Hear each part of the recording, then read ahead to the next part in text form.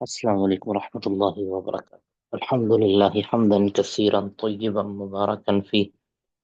اللهم صل وسلم على نبينا محمد وعلى آله وصحبه وسلم تسليما كثيرا. رب اشرح لي صدري ويسر لي أمري واحلل عقدة من لساني يفقه قولي. اللهم انفعنا بما علمتنا وعلمنا ما ينفعنا وزدنا علما. سورة المنافقون یا المنافقین مدنیہ، یہ مدنی صورت ہے، منافقین کا اس میں ذکر ہے، اور منافقین کے نام سے اللہ تعالیٰ نے یہ صورت نازل کی ہے۔ دراصل جب رسول اللہ صلی اللہ علیہ وسلم ابھی مکہ میں تھے اور مکی آخری ایام تھے، تو کچھ قافلے مدینہ کے وہ مکہ کے اندر حج کے لیے آئے، تو نبی صلی اللہ علیہ وسلم کے ہاتھوں مشرف بھی اسلام ہوئے۔ پھر ٹولیوں کی ٹولیاں نبی صلی اللہ علیہ وسلم کے پاس آئیں، اور نبی صلی اللہ علیہ وسلم نے پھر ان کے ساتھ کچھ مبلغین، کچھ مدرسین بھی بھیجے جو مدینہ میں جا کے اسلام کی ترویج و اشاعت کرنے لگے۔ اور انہی دنوں مدینہ کے اندر ایک الیکشن ٹائپ کو چیز چل رہی تھی، جس میں انہوں نے اپنا ایک سردار مقرر کرنا تھا، خزرجیوں وغیرہ نے اپنا ایک سردار مقرر کرنا تھا۔ تو جب نبی صلی اللہ علیہ وسلم کی آمد کی خبر سنی اور کچھ لوگ مسلمان ہو گئے، تو انہوں نے یہ فیصلہ ترک کر دیا۔ اب وہ سرداری ملنی تھی نا، وہ جو اس سردار انہوں نے مقرر کرنا تھا، وہ سردار عبداللہ بن ابی منافق کو مقرر کرنا تھا، کیونکہ وہی پڑھا لکھا، سب سے زیادہ فصیح اللسان، سب سے زیادہ کہہ لیں کہ قدآور، خوبصورت، یعنی وہی ججتا تھا اس ٹائم، اور بہت تیز ترار تھا۔ تو اس کے لیے یعنی زیادہ امید اس کو تھی، اور اس نے بن بھی جانا تھا۔ لیکن یہ جب نبی صلی اللہ علیہ وسلم کی طرف لوگ راغب ہوئے، یعنی مسلمان ہونے لگے، تو یہ معاملہ ٹھپ گیا، اور چند ہی دنوں کے بعد رسول اللہ صلی اللہ علیہ وسلم کو اللہ تعالیٰ نے ہجرت کا حکم دے دیا، اور آپ مدینہ میں تشریف لے آئے۔ اور جب مدینہ میں تشریف لائے تو اب لوگ جوک در جوک اسلام میں داخل ہوئے، اور کچھ جو ہیں وہ اب نہ وہ کافروں کے ساتھ ملنے لائق تھے اور نہ مسلمانوں کے ساتھ۔ اب انہوں نے کیا کیا، انہوں نے اپنی حفاظت کرتے ہوئے، اپنی اپنا بچاؤ کرتے ہوئے یا مال کی ہرس کرتے ہوئے، انہوں نے مسلمانوں کے اندر شمولیت تو اختیار کر لی، لیکن اندر سے کافر ہی تھے، اور ان میں سے عبداللہ بن ابی منافق جیسا ٹولہ تھا۔ اب اس میں پھر منافقین بھی دو طرح کے تھے۔ ایک وہ تھے کہ جو اپنا آپ ظاہر نہیں کرتے تھے، بس مسلمانوں کے ساتھ گھل مل کے رہتے تھے اور پتہ نہیں چلنے دیتے تھے، سارے صحابہ کو ان کا علم نہیں ہوتا تھا، یا رسول اللہ صلی اللہ علیہ وسلم کو تو کم از کم علم تھا، اللہ نے خبردار کر دیا تھا، بتا دیا تھا کہ یہ آپ کی نہیں ہے۔ تو اور کچھ ایسے تھے کہ جو اپنا نفاق ظاہر کر دیتے تھے، جس طرح عبداللہ بن ابی جیسا بندہ تھا، وہ نفاق ظاہر کر دیتا۔ اب مسلمان مجبور تھے کہ یہ جو ابی منافق ہے، عبداللہ بن ابی منافق ہے، یہ نفاق تو اس کا ظاہر ہے، لیکن ہم کچھ کر نہیں سکتے کیونکہ یہ ہمارے ساتھ نمازیں پڑھتا ہے۔ اب اس کو قتل تو نہیں کیا جا سکتا، کہ اللہ رب العزت کی طرف سے یعنی جب تک کوئی اسلام ظاہر کرتا رہتا ہے، اس کے اوپر حد جاری نہیں کی جا سکتی، اس کے ساتھ لڑائی قتال نہیں کیا جا سکتا۔ اب جبکہ وہ جو تھے دوسرے، وہ نمازیں بھی پڑھتے تھے اور سارا کچھ اپنا ظاہر نہیں کرتے تھے، ٹھیک ہے۔ تو عبداللہ بن ابی اب یہ منافقوں کا سردار تھا اور یہ خرابیاں کرتا تھا، تو ان کے پول کھولنے کے لیے اللہ رب العزت نے پھر یہ سورۃ منافقین نازل کر دی۔ اب اس کو ہم پڑھتے ہیں۔ اعوذ باللہ السمیع العلیم من الشیطان الرجیم، بسم اللہ الرحمن الرحیم۔ اذا جاءك المنافقون قالوا نشهد انك لرسول الله والله يعلم انك لرسوله والله يشهد ان المنافقین لكاذبون، کہ جب آپ کے پاس اے نبی، جب آپ کے پاس منافقین آئیں گے یا آتے ہیں، اذا جاءک المنافقون، جب آپ کے پاس منافقین آتے ہیں، قالو تو وہ کہتے ہیں، نشہد انک لرسول اللہ، کہتے ہیں یعنی تاکیدیں ڈال کے کہتے ہیں، نشہد ہم شہادت دیتے ہیں، انک لرسول اللہ کہ بے شک آپ ہی اللہ کے رسول ہیں۔ اب وہ آ کے وہ جھوٹ بولتے تھے نا، یعنی اوپر آ کے کلمہ پڑھتے تھے، نبی صلی اللہ علیہ وسلم کو تسلی دینے کی کوشش کرتے تھے، اور آپ کو بتانے کی کوشش کرتے تھے، اپنا آپ جتلانے کی کوشش کرتے تھے کہ ہم تو آپ کے ہیں۔ اس طرح ہے نا، وَإِذَا لَقُوا الَّذِينَ آمَنُوا قَالُوا آمَنَّا، قرآن پاک میں سورۃ بقرہ کی شروع میں، کہ جب وہ مومنوں سے ملتے ہیں کہتے ہیں ہم تو ایمان لانے والے ہیں۔ وَإِذَا خَلَوْا إِلَىٰ شَيَاطِينِهِمْ قَالُوا إِنَّا مَعَكُمْ إِنَّمَا نَحْنُ مُسْتَهْزِئُونَ، جب وہ اپنے پھوپھوں سے ملتے ہیں، جا کے اپنے بزرگوں سے ملتے ہیں جا کے کافروں سے، کہتے ہیں کہ ہم تو تمہارے ہیں، مسلمانوں کے ساتھ تو ہمارا مذاق چل رہا ہے۔ بہرحال اللہ تعالیٰ نے ان کے اوپر سخت نکیر فرمائی ہے۔ یہاں وہ آ کے نبی صلی اللہ علیہ وسلم کو اپنا کلمہ ظاہر کرتے تھے، نشہد انک لرسول اللہ، ہم شہادت دیتے ہیں کہ آپ ہی اللہ کے رسول ہیں۔ اب اللہ نے بھی جواب کے اندر ان کے پول کو کھولا، اور اسی تاکید کے اندر یہ فرمایا، واللہ یعلم انک لرسول، اللہ بخوبی جانتا ہے کہ بے شک آپ ہی رسول ہیں اس کے۔ یہ ایک جملہ معترضہ جس کو کہتے ہیں نا، درمیان میں ایک کلام چل رہی ہے، تو اس میں ایک اضافی بات اللہ رب العزت نے بیان فرما دی کہ اللہ تو بخوبی جانتا ہے کہ آپ اللہ کے رسول ہی ہیں، ان کو ان سے کہلوانے کی ضرورت ہی نہیں ہے، یعنی یہ منافقین، ان کے کہنے سے آپ نے اللہ کا رسول نہیں بننا، بلکہ آپ اللہ کے رسول آلریڈی ہیں۔ اب یہ جو گواہی دیتے ہیں نا، اللہ تعالیٰ فرماتے ہیں کہ ہم بھی پھر گواہی دیتے ہیں، واللہ یشہد ان المنافقین لکاذبون، جس طرح انہوں نے تقیدیں لگائی تھی، اللہ رب العزت نے جواب میں بھی وہی تقیدیں لگائی ہیں، کہ اللہ بھی ایک گواہی دیتا ہے، پھر اللہ بھی ایک گارنٹی دیتا ہے، اللہ بھی رب العزت بھی ایک خبر دے رہا ہے کہ ان المنافقین لکاذبون، یہ منافقین ہی جھوٹے ہیں، یعنی منافقین یہ اپنے جو ظاہر کرتے ہیں نا کہ انک لرسول اللہ، کہ آپ ہی اللہ کے رسول ہیں، اس جملہ کے اندر یہ جھوٹ کا شکار ہے، یعنی یہ زبان سے کہتے ہیں، دل میں کفر محض رکھتے ہیں، تو ان کی یہ شہادت قطعاً معتبر نہیں ہے۔ اللہ تعالیٰ خبر دے رہا ہے کہ یہ منافقین جھوٹ بولتے ہیں۔ اب یہ ایسا جھوٹ کیوں بولتے ہیں، یعنی یہ اپنے کلمے کیوں پڑھ کے آپ کے سامنے تسلیاں دیتے ہیں آپ کو، اور آپ کے نعرے مارتے ہیں؟ اس کی وجہ یہ ہے کہ اتخذوا ایمانہم، انہوں نے اپنے ایمان کو بنایا ہے، ایمانہم، انہوں نے اپنی قسموں کو بنایا ہے،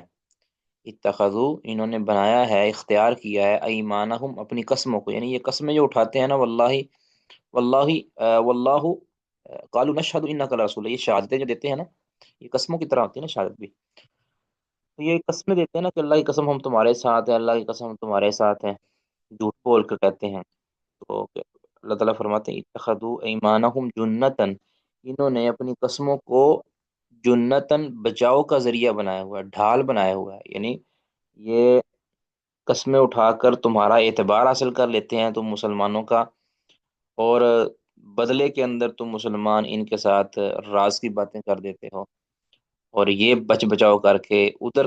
دوسرے گھر کو بھی راضی کر دیتے ہیں، اس گھر کو بھی راضی، اسی لیے جو ہے نا کافر سے زیادہ سخت سنگین جو مت آئی ہے وہ منافق کی آئی ہے، کہ کافر تو اپنے کفر کو ظاہر رکھتا ہے، اس سے بچاؤ ممکن ہے، اسلام کو اس سے کوئی خطرہ نہیں ہے، لیکن جو منافق ہوتا ہے وہ، یعنی اس کا انجام، اخروی انجام تو کافر والا ہی ہوگا، بلکہ اس سے سخت ہوگا۔ تو لیکن دنیا کے اندر وہ مسلمانوں کو دھوکہ بھی دیتا ہے، اور اسلام کا نقصان بھی کرتا ہے، اسلام کو کمزور کرنے کا باعث بنتا ہے، ٹھیک ہے؟ اس وجہ سے وہ اسلام کے ساتھ کھلواڑ کرتا ہے، اللہ کے دین کے ساتھ کھلواڑ کرتا ہے، اور اس کے ساتھ ساتھ کفر بھی کرتا ہے۔ تو اس لیے منافق کا جو منافق کی سنگینی اور مذمت ہے وہ کافر سے کہیں زیادہ ہے۔ اتخذوا ایمانہم جنتاً، تو وہ اپنی قسموں کو ڈھال بنائے ہوئے ہیں، فصدوا عن سبیل اللہ، انہوں نے روک دیا ہے، عن سبیل اللہ، اللہ کے راستے سے۔ اب روکا کس کو ہے؟ خود کو بھی روکا ہے اور دوسروں کو بھی روکنے کا سبب بنے ہیں، ٹھیک ہے؟ خود بھی اپنے آپ کو بھی روکا ہوا ہے اس نے اللہ کے راستے سے، کہ وہ کفر اختیار کیے ہوئے ہیں، اور دوسروں کو بھی روکنے کا سبب بنتے ہیں۔ تو انہم ساء ما کانوا یعملون، بلا شبہ، بے شک یہ بہت ہی برا عمل کر رہے ہیں، یہ جو اعمال کر رہے ہیں، یہ حرکتیں کر رہے ہیں، یہ بہت ہی بری ہیں۔ کون سی حرکتیں؟ یہ جو قسمیں اٹھا کر اندر کفر رکھتے ہیں، اوپر سے کلمہ پڑھتے ہیں، اندر سے اسلام کو کھوکھلا کرنے کی کوشش کرتے ہیں، یہ ان کا بہت ہی برا عمل ہے۔ یعنی ایمان کو ظاہر کرتے ہیں اور باطن میں کیا رکھتے ہیں؟ کفر کر رکھتے ہیں، اور پھر قسمیں اٹھاتے ہیں اور مسلمانوں کو دھوکہ دیتے ہیں بھی ہم تمہارے ہیں، جبکہ وہ تمہارے نہیں ہیں۔ اب یہ بہت برا عمل ہے جو یہ کرتے ہیں۔ ذالک بانہم آمنوا، اس کا سبب یہ ہے، یعنی یہ جو اپنے نفاق پر قائم ہے، اس کا سبب یہ ہے کہ بانہم آمنوا، کہ وہ پہلے ایمان لے آئے، یعنی ایمان لے آئے کہ ایمان کا اظہار کر دیا انہوں نے۔ ایمان لے آنا کا مطلب یہ ہے، ٹھیک ہے۔ ثم کفروا، پھر وہ کفر کر لیا انہوں نے، یعنی کلمہ پڑھنے کے بعد پھر کفر کے اندر چلے گئے۔ ایسا نہیں تھا کہ وہ دل سے انہوں نے کلمہ پڑھا تھا، ایسا نہیں مراد، مراد کہ انہوں نے ایمان کا اظہار کیا، پھر کفر میں بھی رہے۔ فطبع علی قلوبہم، مطلب کیا ہے کہ ان کو پوری طرح سمجھ آ گئی تھی کہ یہ سچا اسلام ہے۔ یعنی ایک بندہ اسلام میں داخل ہوا، چاہے وہ نقلی ہی کیوں نہ ہو، لیکن اس کو پتہ تو چل گیا نا کہ یہ اللہ کا دین ہے، سارا کچھ نازل ہوتا دیکھتا تھا۔ اور یعنی جس طرح مسلمانوں کو شرح صدر ہوتا تھا، یہ بھی ساری معلومات رکھتے تھے۔ مسلمانوں کا اور ان کا فرق یہ تھا کہ مسلمان دل سے تصدیق کرتے تھے، یہ دل سے تکذیب کرتے تھے، ٹھیک ہے۔ باقی اوپر سے کہتے تھے کہ یہ کیا بات ہے جی، آسمان سے اچھا فرمان نازل ہوا ہے، نبی صلی اللہ علیہ وسلم کی تصدیق کرتے تھے اوپر اوپر سے۔ تو خبریں ساری ان کو معلوم تھیں، ٹھیک ہے، خبریں ساری معلوم تھی، پھر انہوں نے کفر کیا۔ یعنی ان خبروں کو معلوم ہو جانے کے بعد، یعنی ساری چیزیں پتہ ہونے کے باوجود، نمازیں بھی پڑھتے تھے، روزے بھی رکھتے تھے، یہ سارا کچھ کرنے کے باوجود، اسلام اختیار کرنے کے باوجود، انہوں نے پھر کفر اختیار کیا۔ فطبع علی قلوبہم، تو پھر ان کی دلوں پر اللہ نے مہر لگا دی۔ فہم لا یفقہون، اب یہ سمجھ بھی نہیں پاتے، اب یہ نہیں سمجھ، یعنی اللہ تعالیٰ نے ان کو موقع دیا تھا سمجھنے کا، انہوں نے سمجھ کر اس کو پھر بھلا دیا اور اس کی تکذیب کی، تو پھر ان کو سزا یہ ملی کہ اللہ نے ان کے دلوں پر مہر لگا دی، اور یہ اب سمجھ نہیں پائیں گے۔ اس کو کہتے ہیں کفر عناد۔ عناد کا جو کفر ہوتا ہے نا، یہ ناقابل معافی ہے، اس کے لیے پھر اللہ تعالیٰ توفیق چھین لیتا ہے۔ لوگ سمجھتے ہیں کہ یہ اللہ کو شاید دھوکہ دے رہے ہیں، لیکن اللہ کو دھوکہ نہیں دے سکتے۔ در اصل اللہ رب العزت ان کے ساتھ استہزاء کرتا ہے۔ اللہ یستہزئ بہم ویمدہم فی طغیانہم یعمہون، یہ منافقین کو سمجھنے کے لیے سورۃ بقرہ کی جو دوسرے صفحے کی آیات ہے نا، ان کو سمجھنا چاہیے۔ پہلے اللہ نے مومنوں کا ذکر کیا، پھر کافروں کا مختصر ذکر کیا، منافقین کا بالتفصیل ذکر کیا، مثالیں دے دے کر سمجھایا۔ کیوں؟ کافروں کا ایک جملے کے اندر ذکر کر دیا اور بات ختم کر دی، کیونکہ کافروں کا کفر بالکل واضح ہے۔ منافقین کو بالتفصیل ذکر کیا، ان کی سازشوں کو بے نقاب کیا صورت بقرہ کے اندر، اور یہاں بھی اس طرح پوری صورت بقرہ، صورت منافقین اللہ نے نازل کی ہے۔ تو یہ ان کے دلوں پر مہر عائد کر دی اللہ تعالیٰ نے، اور اب یہ سمجھ نہیں سکتے۔ وہ جو قرآن پاک میں ہے کہ طبع علی قلوبہم وعلی سمعہم وابصارہم غشاوہ ولہم عذاب علیم، وہ بھی ہے۔ وَإِذَا رَأَيْتَهُمْ تُعْجِبُكَ أَجْسَامُهُمْ، اور جب آپ انہیں دیکھیں گے، اب آپ سے مراد یا تو نبی صلی اللہ علیہ وسلم ہے، یا ہر وہ شخص جو دیکھنے والا۔ وَإِذَا رَأَيْتَهُمْ، جب آپ انہیں دیکھیں گے نا منافقین کو، تُعْجِبُكَ أَجْسَامُهُمْ، آپ کو ان کے اجسام، ان کے جسم بڑے ہی اچھے لگیں گے، یعنی دکھنے میں وہ بڑے خوبصورت ہیں، یعنی بڑے نورانی چہرے۔ کہتے ہیں نا کئی لوگ، دیکھو جی کتنا نورانی چہرہ ہے، کتنا خوبصورت چہرہ ہے۔ تو خوبصورت چہرہ یہ قطعاً دلیل نہیں ہے کسی کے صحیح ہونے کی۔ ایک شخص نے اگر شکل و شبہات مسلمانوں والی دھار رکھی ہے، تو ضروری نہیں ہے کہ وہ پکا مسلمان بھی ہو، ٹھیک ہے۔ تو یہ عبداللہ بن ابی منافق جیسے لوگ، صحیح بخاری میں آتا ہے کہ یہ جو منافقین کا ایک ٹولہ تھا نا، یہ سرکش، کانو اجملا، یہ سب سے زیادہ خوبصورت تھے، صحیح بخاری میں۔ تو بڑے خوبصورت تھے اور ان کے جسم بڑے بھاتے تھے، لوگوں کو نظر آنے میں بڑے خوبصورت لگتے تھے۔ تو فرمایا کہ وَإِذَا رَأَيْتَهُمْ تُعْجِبُكَ أَجْسَامُهُمْ، جب آپ ان کو دیکھتے ہیں تو آپ کو ان کے جسم بڑے ہی اچھے لگتے ہیں، پسند آتے ہیں۔ وَإِن يَقُولُوا، اور اگر وہ بات کرتے ہیں تو تسمع لقولہم، تو آپ ہماتن گوش ہو کر ان کی بات سنتے ہیں۔ تسمع، آپ پوری طرح سنتے ہیں، لقولہم، ان کی بات کو۔ مطلب کیا ہے کہ وہ اتنے فصیح اللسان ہیں، جب بات کرتے ہیں موتی پروتے ہیں، اتنے مطمئن کرتے ہیں تم لوگوں کو کہ آپ ان کی باتیں سنتے رہ جاتے ہیں۔ ٹھیک ہے، یعنی اپنی بات کو آ، اتنے فصیح اللسان ہے کہ اپنی بات کو منوانے کے لیے ایسے ایسے الفاظ بولتے ہیں کہ ایسے ایسا اپنا اعتماد دلاتے ہیں کہ ہم تو تمہارے ہیں، دیکھو جی ہم یہ کر دیں گے تمہارے لیے، وہ کر دیں گے۔ آپ ان کی باتوں کو بڑے غور سے سنتے ہیں۔ ٹھیک ہے، جب کہ کأنہم خشب مسندہ، کأنہم خشب مسندہ، گویا کہ وہ ہیں خشب، لکڑیاں یا تنے، مسندہ، ٹیک لگائے ہوئے، یعنی اگر جن کو دیوار کے ساتھ چنا ہوا ہے نا، بالکل اس طرح وہ لمبے تڑنگے وہ ہیں۔ اب یہ یا تو اس کا مطلب ہے کہ خشب مسندہ، جس طرح ایک لکڑی پڑی ہوئی ہو نا، دیوار کے ساتھ لگائی ہوئی ہو، اس کا کوئی فائدہ نہیں ہوتا، اس طرح یہ بے فائدہ لکڑیاں ہیں، یعنی دکھنے میں تو بڑی خوبصورت لگتی ہیں لیکن ان کا فائدہ کوئی نہیں ہے۔ ٹھیک ہے، ان کا کوئی فائدہ نہیں ہے، ان سے کوئی خیر اور کوئی ان سے منفعت نہیں حاصل ہو سکتی، ہاں شر ہی شر ملتا ہے۔ ٹھیک ہے، جس طرح ایک لکڑی دیوار کے ساتھ لگی ہوئی ہو تو وہ نقصان تو کرے گی لیکن وہ فائدہ نہیں کر سکتی، اسی طرح یہ بھی اسی لکڑیوں کی طرح ہے، یہ جو منافقین ہیں۔ تو اتنے یہ بزدل ہیں، یعنی دکھنے میں بڑے خوبصورت ہیں، بات کرنے میں بڑے فصیح ہیں، اور ہیں بے فائدہ لکڑیاں کی طرح، اور اتنے یہ بزدل ہیں کہ یحسبون کل صیحۃ علیہم، یہ ہر پکار کو اپنے اوپر شمار کرتے ہیں، اپنے اوپر گمان کرتے ہیں۔ یحسبون، یہ محاورتاً کہا ہے کہ کہتے بھی ہر مصیبت کو اپنے اوپر یہ سمجھتے ہیں کہ اب میں گیا۔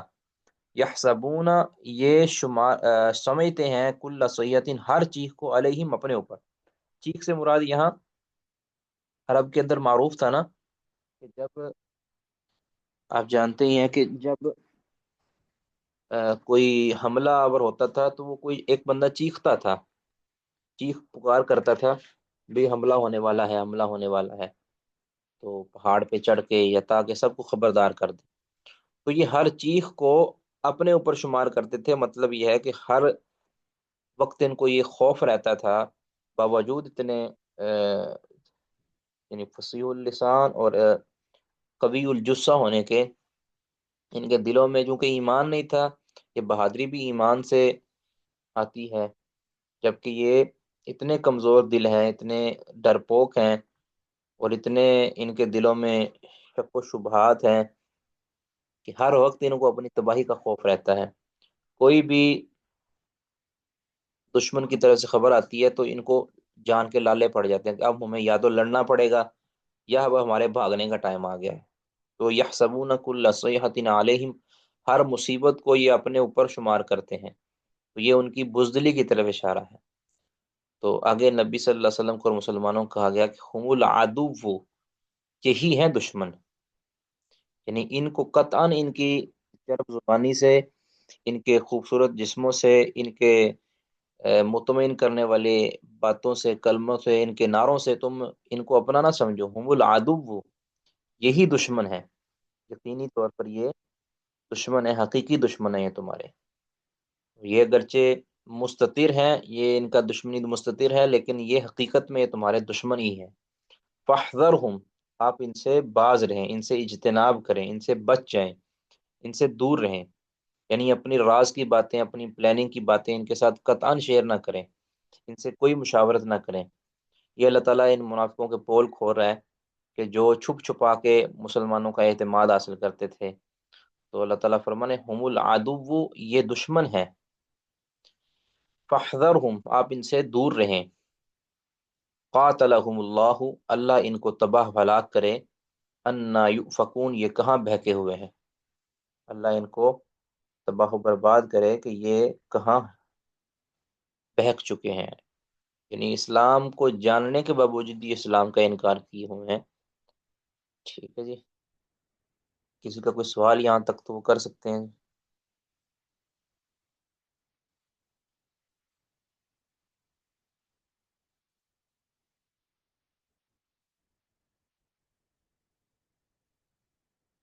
ٹھیک، کوئی سوال نہیں جی؟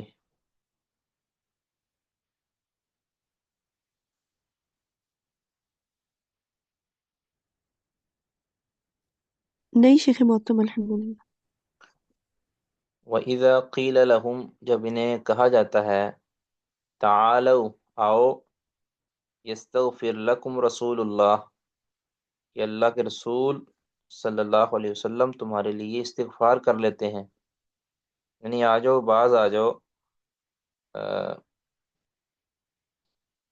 آ جاؤ، اسلام کی طرف پھر آؤ،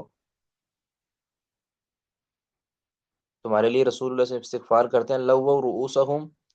تو یہ اپنے سروں کو، اپنے چہروں کو موڑ لیتے ہیں، لووا، یہ موڑ لیتے ہیں اپنے سروں کو، ورأیتہم، اور اے نبی آپ ان کو دیکھتے ہیں، یا اے دیکھنے والے آپ ان کو دیکھیں گے کہ یسدون وہم مستکبرون، کہ وہ یسدون، وہ یعنی پلٹ جاتے ہیں یا ہٹ جاتے ہیں، وہم مستکبرون، اس حال میں کہ وہ تکبر کر رہے ہوتے ہیں، یعنی تکبر کرتے ہوئے وہ کیا ہو جاتے ہیں، پلٹ جاتے ہیں۔ یہ ان کے تکبر کی جو ہے نا مثال بیان کی ہے، کہ ان کو اگر کہا جاتا ہے نا بھی باز باجو، بندے بن جاؤ، اب رسول اللہ صلی اللہ علیہ وسلم کے پاس سچے دل سے کلمہ پڑھ لو اور آپ مسلمان ہو جاؤ پکے، تو بالکل بھی اس کے لیے وہ تیار نہیں ہوتے، بلکہ کانوں پہ ہاتھ رکھ لیتے ہیں اور اپنا راستہ چینج کر لیتے ہیں، تو یہ ان کے تکبر کی حالت ہے۔ سواء علیہم، ان پر برابر ہے، استغفرت لہم ام لم تستغفر لہم، کہ آپ ان کے حق میں استغفار کریں یا نہ کریں، ان کے لیے برابر، ان پر کوئی یعنی ان کو کچھ بھی فائدہ اس کا نہیں ملنے والا، ان کے لیے آپ استغفار کریں یا نہ کریں، کیونکہ یہ اندر سے کافر ہیں، ان کے اوپر برابر ہے کہ آپ ان کے حق میں استغفار کریں یا نہ کریں، لن یغفر اللہ لہم، اللہ ہرگز نہ ان کو معاف کرے گا۔ تو اب یہ دیکھ لیں کہ جس کے ایمان میں کفر ہوگا، جس کے عقیدہ میں کفر ہوگا، اس کا استفارش رسول اللہ صلی اللہ علیہ وسلم کر بھی دینا، اللہ تعالیٰ فرماتے ہیں ان کے لیے بخشش نہیں، ہرگز نہیں، یعنی اگر رسول اللہ صلی اللہ علیہ وسلم بالفرض ان کے حق میں استغفار کر بھی دیں منافقین کے حق میں، تب بھی ان کے لیے بخشش نہیں ہوگی۔ اسی لیے رسول اللہ صلی اللہ علیہ وسلم نے عبداللہ بن ابی منافق کا جنازہ پڑھایا نا، اس ٹائم ابھی منع نہیں کیا گیا تھا، منافقین اور کفار کا جنازہ پڑھانے سے منع نہیں کیا گیا تھا، مشرکین کا جنازہ پڑھانے سے منع نہیں کیا گیا تھا، آپ صلی اللہ علیہ وسلم نے پڑھا دیا اور ان کو قبر میں بھی اتار دیا اس کو، اور اللہ تعالیٰ نے وہیں سے منع کر دیا کہ آپ ولا تقم علی قبری ہی، آپ اس منافق کی یا اس جیسوں کی قبر پر کھڑے بھی نہیں ہو سکتے، آپ وہاں پاس واپس پلٹیے۔ رسول اللہ صلی اللہ علیہ وسلم فوراً وہاں سے آئے، اور آپ کو اللہ تعالیٰ نے تنبیہ کر دیا کہ آئندہ کے بعد نہ کوئی مسلمان، ما کان للنبی وللذین آمنوا ان یستغفروا، کسی نبی یا مومنوں کے لیے یہ جائز نہیں ہے کہ وہ کسی مشرک کے لیے استغفار کریں، ما کان للنبی والذین آمنوا، کسی نبی کے لیے یا مومنوں کے لیے یہ جائز نہیں ہے کہ وہ مشرکوں کے لیے استغفار کریں، تو اللہ تعالیٰ نے منع فرما دیا۔ بہرحال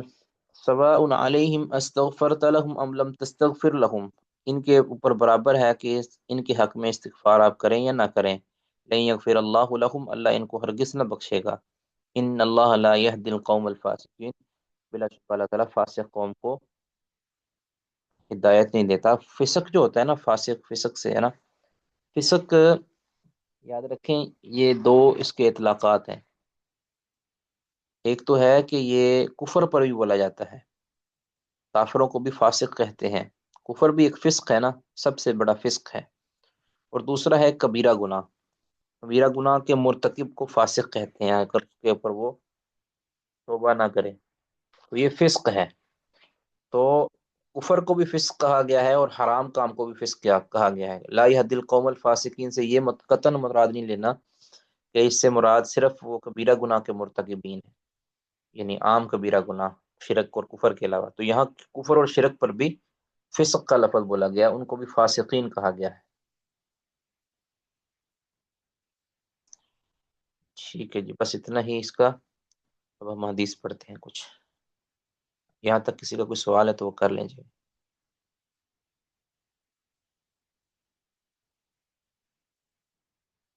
جی،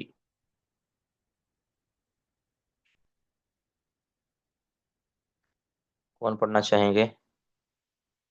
باب کفران العشیری و کفر دون کفر، باب کفران العشیری و کفر دون کفر، باب ہے۔ اب یہاں پہلے بھی بتایا کہ امام بخاری رحمہ اللہ مختلف انداز سے یہاں درجات بیان کر رہے ہیں کہ کفر کے بھی درجات ہوتے ہیں، ہر کفر یہ مخرج عن الملہ نہیں ہوتا جس سے آدمی اسلام سے خارج ہو جاتا ہو، ایسا ہر کفر ایسا نہیں ہوتا، بلکہ کفر کے مراتب اور درجات ہیں۔ یعنی قرآن پاک میں جہاں کہیں کفر کا لفظ آیا ضروری نہیں ہے کہ اس سے مراد اسلام سے نکلنا ہی ہے، یہ حدیث کے اندر جہاں کہیں کفر کا لفظ آیا تو اس سے مطلب اسلام سے نکلنا ہے، ایسا نہیں ہے۔ جس طرح سباب المسلم فسوق و قتالہ کفر، کہ مسلمان کو برا بلا کہنا یہ فسق ہے اور اس سے قتال کرنا یہ کفر ہے۔ اب اس کفر سے مراد مسلمان سے اگر کوئی قتال کر لیتا ہے تو یہ کفر ایسا نہیں ہے کہ جس سے انسان اسلام سے خارج ہو جائے، عمل یہ کفر والا ہی ہے، یعنی اس کے اوپر کفر کا اطلاق کیا گیا ہے اس کی سنگینی اور مذمت کرتے ہوئے۔ ورنہ دو مسلمان اگر آپس میں لڑ پڑتے ہیں تو وہ اسلام سے خارج نہیں ہو جاتے، ہاں ان کی وعید بیان فرمائی گئی ہے، ان کے اوپر مذمت کی گئی ہے، ان کی سنگینی کو بیان کرنے کے لیے کفر کا اطلاق کیا ہے۔ تو امام بخاری یہ ثابت کر رہے ہیں بابن کفران العشیری، کہ خامدوں کی ناقدری کرنا، کفر کا مطلب یہاں ناشکری، ناقدری اور ان کی توہین، یا جو اس طرح کا لفظ ہے بولے۔ دوسرا ہے وہ کفرن دون کفرن، کہ ایک کفر دوسرے سے کم ہوتا ہے، یعنی کفر کے مراتب ہیں، دوسرے لفظوں میں کہیں کفرن دون کفرن، کہ کفر کے مراتب ہیں۔ کفرن لفظی مطلب ہے کفرن ایک کفر، دون کفرن دوسرے کفر سے کم ہوتا ہے۔ فیہ عن ابی سعید الخدری یعنی نبی صلی اللہ علیہ وسلم، کہتے ہیں اس باب کے اندر ابو سعید خدری رضی اللہ تعالیٰ عنہ کی ایک مرفوع حدیث ہے جو نبی صلی اللہ علیہ وسلم سے وہ روایت کرتے ہیں۔ تو اس میں امام بخاری رحمہ اللہ کا یہ انداز اور طریقہ ہے کہ وہ اشارہ کر دیتے ہیں، کئی بار حدیث ذکر نہیں کرتے وہاں اختصار کرتے ہوئے، یا وہ امام بخاری کی شرط پر نہیں ہوتی۔ تو یہ روایت جو ابو سعید خدری والی ہے یہ امام بخاری کی شرط پر ہے، لیکن اس کو اختصار کے لیے صرف اشارہ کر دیا۔ اب یہ جو ابو سعید خدری والی حدیث ہے یہ صحیح بخاری کے اندر ہی دوسرے مقام پر آئی ہے، صحیح بخاری کے اندر کتاب الحیض میں امام بخاری رحمہ اللہ نے اس کو ذکر کیا ہے۔ اور وہ حدیث کیا ہے؟ اس میں رسول اللہ صلی اللہ علیہ وسلم نے عورتوں سے فرمایا تھا نا تصدقنا، کہ عورتوں صدقہ کیا کرو، فإنی رأیتکن اکثر اہل النار، کہ میں نے تمہیں بہت زیادہ جہنم کے اندر دیکھا ہے، تمہاری کثرت کو جہنم کے اندر دیکھا ہے۔ فقلنا، اب یہ روایت میں پڑھ رہا ہوں جو ابو سعید خدری والی ہے۔ فقلنا، تو ان عورتوں نے پوچھا، ولیما یا رسول اللہ، اللہ کے رسول ایسا کیوں؟ اب ایک اور بات یاد رکھیں، فَإِنِّي رَأَيْتُ كُنَّ أَكْثَرَ أَهْلِ النَّارِ سے مراد یہ نہیں کہ ناؤز باللہ ناؤز باللہ جو ان کی مخاطبین نبی صلی اللہ علیہ وسلم کی عورتیں تھیں وہ مراد ہے، مراد جن سے عورت ہے، ٹھیک ہے، عورتوں میں سے جو قیامت تک آنے والی عورتیں وہ مراد ہے۔ رائی تو کنہ سے مراد بھی عورتوں کی کثرت، تمہاری کثرت سے مراد بھی تمہاری جنس کی کثرت میں نے دیکھا ہے، ورنہ یہ نہیں ہے کہ ناؤز باللہ وہ صحابیات وہ مراد، تو یہ خوب سمجھ لیا جائے۔ اسی طرح اگر کوئی نبی صلی اللہ علیہ وسلم صحابہ کو مخاطب کرتے تو اس سے مراد قطعاً صحابہ نہیں تھے، بلکہ جن سے مرد یا جن سے مومن یا جن سے مسلمان وہ مراد ہوتا ہے۔ فقلنا، تو عورتوں نے پوچھا، ولیم یا رسول اللہ، اللہ کے رسول ایسا کیوں؟ قالا تکثرن اللعن، اس کی وجہ یہ ہے، دو وجہ آپ نے بیان فرمائی ہیں۔ تکثرن اللعن، تم بکثرت لعن تان کرتی ہو، و تکفرن العشیرہ، اور تم خامدوں کی ناقدری کرتی ہو۔ اب یہ دو خصلتیں اگر آپ انالائز کریں، دیکھیں ساری خواتین ایک جیسی نہیں ہوتی، یہ اکثریت کی بات ہو رہی ہے، یہ دو گناہ ان کے اندر بکثرت جو ہے نا پائے گئے ہیں۔ لان تان سے مراد لانتے ڈالنا نہیں صرف ہے، ایک دوسرے کو برا بھلا کہنا، بری باتیں کرنا ایک دوسرے کے بارے میں، عورتیں ایک دوسرے کے بارے میں، عام طور پر مرد بھی ہیں لیکن کثرت عورتوں کی اس طرح کی ہے، ایک دوسروں کے بارے میں وہ برداشت نہیں کرتی، نند بھابی کو، بھابی نند کو، اور اسی طرح سوتنے سوتنوں کو، اور اسی طرح جو ہوتی ہیں، مجھے تو رشتے بھی صحیح طرح یاد نہیں، یعنی دو بھائیوں کی جو بیویاں ہوتی ہیں وہ ایک دوسرے کے بارے میں یعنی برداشت نہیں ہے۔ اکثر میں تو کہا کرتا ہوں اکثر کہ ہماری معاشرے کی، اللہ تعالیٰ معاف کرے، عام طور پر خواتین یعنی کسی ایسے چیز پر اپنا گناہ کما لیتی ہیں کہ جو کسی نے کی بھی نہیں ہوتی، مثال کے طور پر فلاں خاتون ایسی ہے یا فلاں خاتون نے یہ کیا ہے، اب جب کہ اس نے وہ کیا نہیں ہوتا، اس نے کیا نہیں ہوتا، لیکن یہ اس پر الزام لگاتی ہے، اس کو برا بھلا کہتی ہے، اس کو رونتی ہے۔ اب وہ بھی جو جس نے وہ کیا نہیں نہ ہوتا، وہ بھی اسی طرح ہی کرتی ہے، وہ بھی اس کے بارے میں ایسا ایسی غلطی کے اوپر یعنی دوسروں کو بیان کرتی ہے، ایسی غلطی بیان کرتی ہے کہ جو اس نے کی نہیں ہوتی، تو یعنی ایک ایسی چیز پر ایک دوسرے کو ملامت کرتی ہیں، ایک دوسرے کا یعنی کہہ لیں کہ عزت افزائی کرتی ہیں کہ جو اس دونوں میں سے کسی نے کی نہیں ہوتی، عام طور پہ میں نے دیکھا ہے۔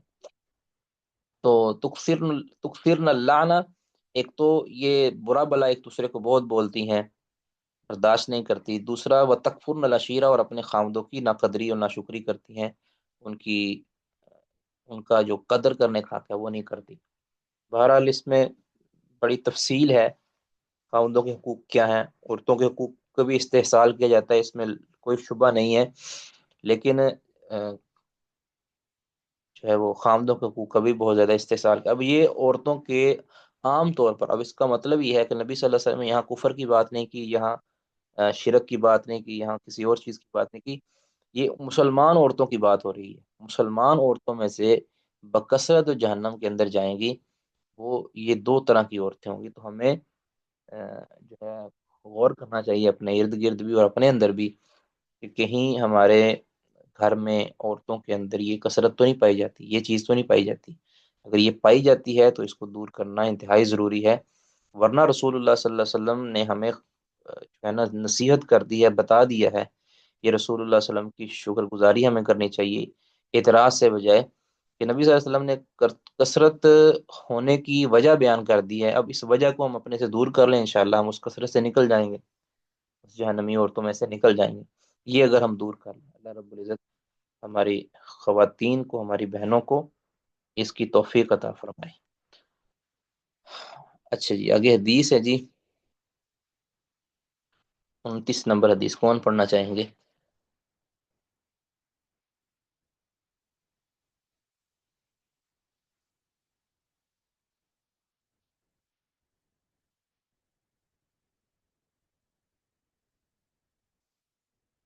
جی کون پڑھنا چاہیں گے؟ جی، حدثنا عبد اللہ بن مسلمۃ عن مالک، حدیث وہ وہی ہے جو پہلے میں نے بتا دی نا، حدیث وہی ہے۔ ان مالک عن زید بن اسلم ان عطاء ابن یسار علی ابن عباس، یعنی وہ ابو سعید خدری سے تھی اور یہ عبداللہ بن عباس سے ہے۔ قال قال النبی صلی اللہ علیہ وسلم، رسول عربی صلی اللہ علیہ وسلم نے فرمایا، اریت النار، اریت یہ مجہول کا صیغہ ہے، اریت النار مجھے جہنم دکھائی گئی، مجھے جہنم دکھائی گئی، فاذا اکثر اہلیہا النساء، تو میں نے دیکھا، اچانک دیکھتا ہوں، اذا فجائیہ ہے نا، تو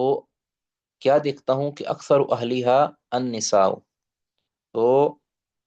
عورتوں ان کی یعنی جہنمیوں کی اکثریت کیا تھی، عورتیں تھیں۔ فاذا اکثر اہلیہا، جہنم کی اکثریت النساء عورتوں کی تھی، یکفرن، اور یہ یاد رکھیں کہ یہ مسلمان عورتیں اس میں مراد ہیں، جو مسلمان عورتوں میں سے جو کثرت ہوگی وہ عورتوں کی ہوگی جہنمیوں کی، یکفرن، وہ کفر کرتی ہیں۔ اب یہاں لفظی میں کر رہا ہوں نا میں، یکفرن وہ کفر کرتی ہیں، قیلا پوچھا گیا، یکفرن باللہ، اللہ کے رسول کیا وہ اللہ کے ساتھ کفر کرتی ہیں؟ قالا آپ نے فرمایا، یکفرن العشیرہ، وہ اپنے خامدوں کی، عشیر، عشیر عین شین را اس کا مادہ ہے نا، عشیر، خامد کے اوپر عشیر کیوں بولا جاتا ہے؟ اس طرح قرآن پاک میں ہے نا، وعاشروہن بالمعروف، سورۃ النساء آیت نمبر 19 میں،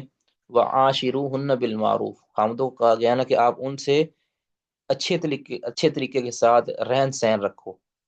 ٹھیک ہے؟ تو معاشر، چونکہ یہ خامد جو ہوتا ہے یہ اپنی بیوی کا معاشر ہوتا ہے، یعنی اس کا ہم سفر، ان کا ساتھی ہوتا ہے، تو اس کو الاشیر سے کہہ دیا گیا، یعنی اشیر کا معنی معاشر، یعنی وہ اپنے ساتھی کی ناقدری کرتی ہیں، اپنے خامد کی، اپنے ہم سفر کی وہ ناقدری کرتی ہیں، وہ یکفرن الاحسان، اور وہ احسان فراموشی کرتی ہیں، یکفرن الاحسان، وہ احسان فراموشی کرتی ہیں۔ آگے آپ نے اس کی تفصیل بیان فرما دی کہ یہ احسان فراموشی کس طرح کی جاتی ہے، احسان کی ناقدری کس طرح کی جاتی ہے۔ لو احسنتا، آپ نے فرمایا کہ اے مخاطب اگر آپ احسان کریں، الی احداہن، عورتوں میں سے کسی ایک عورت کے ساتھ، الدہرا، زمانہ بھر، زندگی بھر اس کے ساتھ آپ احسان کریں، ایک عرصہ آپ کو گزر جائے آپ ان کے ساتھ حسن سلوک کریں، ثم رأت من کا شیئن، پھر وہ آپ سے دیکھے کچھ، یعنی کچھ ایسی چیز دیکھے جس میں احسان والی چیز نہیں ہے، ٹھیک ہے نا؟ دوسرے لفظوں میں کہیں کہ آپ سے کوئی سستی ہو جائے، یا کسی جو آپ کا روٹین کا احسان ہے اس تک آپ نہ پہنچ پائیں، قالت، تو وہ کیا کہتی ہیں کہ ما رأیت منک خیرا قط، کہ مجھے تجھ سے کبھی کوئی خیر ملی ہی نہیں، ما رأیت، نہیں میں نے دیکھی، منکا تجھ سے، خیرن کوئی خیر، کوئی بھلائی، قط کبھی بھی، یعنی وہ سابقہ تمام کے تمام احسانات کا بدلہ یہ دیتی ہیں کہ تجھ سے کبھی کو مجھے خیر ملی ہی نہیں۔ یہ آپ اس کو آپ غور کر لیں، اپنے خاندان کے اندر، دیگر خاندانوں کے اندر یہ چیز بکثرت پائی جاتی ہے، ٹھیک ہے نا؟ یہ بھی بڑی آسانی کے ساتھ یہ کہہ دیتی ہے، ٹھیک ہے؟ دیکھیں اس میں کوئی یعنی یہ کوئی جنس پرستی نہیں ہو رہی، یعنی مرد یا عورت کا یہاں مقابلہ نہیں ہو رہا، عورتوں کے اپنے حقوق ہیں، اب عورتوں کا اتنا بڑے حقوق ہیں، یا اتنے بڑے اللہ رب العزت نے فضائل بیان کی ہیں کہ اس تک مرد بالکل بھی نہیں پہنچ سکتا۔ دیکھیں، ایک باپ ہوتا ہے، ایک ماں ہوتی ہے، باپ اور ماں ہمارے لیے ایک ہی، یعنی کہہ لیں کہ درجے میں ہے نا، یعنی وہ ہمارے والد یا والدہ ہے، یعنی ہماری زندگی میں، ہماری دنیا میں لانے کا وہ دونوں سبب ہے، لیکن اس لیول پر جا کر جو مقام اللہ نے والدہ کو دیا ہے وہ باپ کو اس کا تیسرا حصہ بھی نہیں دیا، یعنی پہلے تین حصے آپ کہہ سکتے ہیں والدہ کے ہیں، اور اس کے بعد والد کے ہیں، تو وہاں پہ تو کوئی بالکل بھی یعنی کمپیریزن بنتا ہی نہیں ہے ماں کا اور باپ کا۔ باپ کے بھی بڑے حقوق ہیں، باپ کی بھی بڑے فضائل ہیں، لیکن جو ماں کے ہیں اس کا کوئی مقابلہ نہیں ہے۔ تو اسی طرح جہاں شوہر اور بیوی کی بات آئے گی، تو پھر جو مقام اللہ نے شوہر کو دیا ہے نا وہ بیوی کو نہیں دیا، بیوی کو بڑا مقام حاصل ہے، بیوی کو بڑے حقوق حاصل ہیں، لیکن جو حقوق اللہ نے ایک شوہر کو بطور شوہر دیے ہیں وہ بطور بیوی کسی کو نہیں دیے، ٹھیک ہے؟ تو یہ ایک زندگی کا اللہ رب العزت نے ہمارے لیے امتحان چھوڑا ہے، ہر ایک کو ایک جگہ پہ اللہ نے رکھا، ہر ایک کو، ہاں اگر آپ کے بطور بیٹی یا بطور بیٹا ہے تو آپ کا حق برابر ہے، ٹھیک ہے؟ برابر آپ کو حق حاصل ہے کہ آپ کو بھی اتنی تعلیم دی جائے جتنی بیٹے کو لیے فراہم کی جاتی ہے، آپ کو بھی اتنا حق حاصل ہے کہ جتنی بیٹے کو خوراک دی جاتی ہے بیٹی کو بھی دی جائے۔ تو بطور بیٹا یا بطور بیٹی حقوق برابر ہیں، بطور والدہ بطور والدہ کا حق زیادہ ہے، بطور شوہر اور بطور بیوی شوہر کے حقوق زیادہ ہیں۔ تو یہ اللہ رب العزت کی تقسیم ہے۔ ہم جس طرح نماز روزے کے اندر اللہ پر اعتراض نہیں کرتے، اس طرح ان حقوق کی تقسیم کار کے اندر بھی کسی کو پر اعتراض نہیں کر سکتے۔ باقی جو اللہ تعالیٰ نے نصیحتیں شوہر کو بیوی کے حوالے سے کی ہیں، اس کا کوئی آپ سورۃ بقرہ کے اندر آپ اندازہ لگا سکتے ہیں۔ اسی طرح اصل میں جب ہم حقوق کو، جو حقوق اور فرائض ہیں ان کو جب ہم برابر کرنے کی کوشش کرتے ہیں تو معاملہ بگڑ جاتا ہے۔ جس کے جو حقوق اللہ نے مقرر کیے ہیں وہی حق اس کے اوپر ہیں، جو فرائض اللہ نے عائد کیے ہیں وہی فرائض اس کے اوپر عائد ہیں۔ جب اللہ تعالیٰ نے یہ کہہ دیا ہے کہ شوہر کے ذمے ہے بیوی کا رہن سہن کا بندوبست کرنا، بیوی کے خرچے پانی کا بندوبست کرنا، یہ شوہر کے ذمہ لگایا گیا ہے۔ اب جب ہم اس ذمہ سے پیچھے ہٹتے ہیں اور بیوی اس ذمہ کو اپنے اوپر لیتی ہے تو معاملہ بگڑ جاتا ہے۔ گھر کی رکھوالی کرنا، گھر کے اندر چودراہٹ کرنا، گھر کے اندر معاملات کو سنبھالنا، اور شوہر کے جو تمام کے تمام معاملات اس کو وہ دیکھنا، گھر کے بچوں کی تربیت سے لے کر اس کے مال کی حفاظت تک، یہ ساری چیزیں بیوی کی ذمہ داری تھی، ٹھیک ہے؟ یہ اسلام کا مزاج ہے۔ تو باہر سے کما کے لانا، باہر سے، تو پھر یہ ساری چیزیں جو ہے نا جب ہم اس کو جمع کرتے ہیں نا تو معاملہ برابر برابر ہوتا ہے، ٹھیک ہے؟ بہرحال یہ بھی ٹاپک انشاءاللہ ڈسکس کریں گے اللہ نے چاہا تو۔ یہ جو ایک فیمنزم چل رہا ہے نا، تو ہماری بہنوں کو، ہماری ماؤں کو، ہماری بچیوں کو اس سے قطعاً متاثر نہیں ہونا چاہیے، اس سے دور بھاگنا چاہیے، ٹھیک ہے؟ یہ کوئی بات نہیں ہے کہ آپ اپنے حقوق کو جا کر غیروں کے سامنے مانگیں، یعنی کتنی یہ بے شرمی کی بات ہے کہ وہ عورتیں، ان کی نیت پہ ہم شک نہیں کرتے، لیکن وہ دیکھ لیں کہ وہ شوہر کی فرما برداری سے نکال کر ایک بوس کی فرما برداری کے اندر لگا رہے ہیں۔ یعنی یہ کیا ہے، عورتیں اپنے شوہر کے حقوق سے نکلیں اور ایک دفتر کے اندر، ایک ادارے کے اندر جا کر کسی شخص کے، تیسرے شخص کے ماتحت ہو کر رہیں، یعنی گھر کے اندر وہ ملکہ بن کے یا گھر کے اندر وہ سردار بن کے نہ رہیں، بلکہ کسی کی جو ہے وہ کسی کی مزدور بن کے رہیں، یا کسی کی وہ ادارے کے اندر جا کے مدارا بن کے رہیں۔ مدارا سے مطلب کہ جس کے اوپر ادارتی حقوق چلتے ہیں، اس کے اوپر ادارے کا نظام چلتا ہے، وہ بن کے رہیں۔ تو یہ تو قطعاً اسلام کا مزاج نہیں ہے۔ ہاں اس میں قطعاً اس کے اگینسٹ نہیں ہے کہ عورت بھی کام کر سکتی ہے، اگر باپردہ ہو وہ نرسنگ کر سکتی ہے، وہ ڈاکٹر ہے تو میڈیکل کے اندر سارا اپنا کردار ادا کر سکتی ہے، تو اس طرح ٹیچر بن سکتی ہے۔ اسی طرح اور بھی بعض ایسے کام ہیں کہ جو عورتیں کر سکتی ہیں، ان کو اجازت ہے، اور لیکن ہر شعبے کے اندر ان کا شامل ہونا یہ ضروری نہیں ہے اور نہ ہی جائز ہے۔ ہر شعبے کے اندر وہ ہو یہ ضروری اور جائز بھی نہیں ہے، ٹھیک ہے؟ اب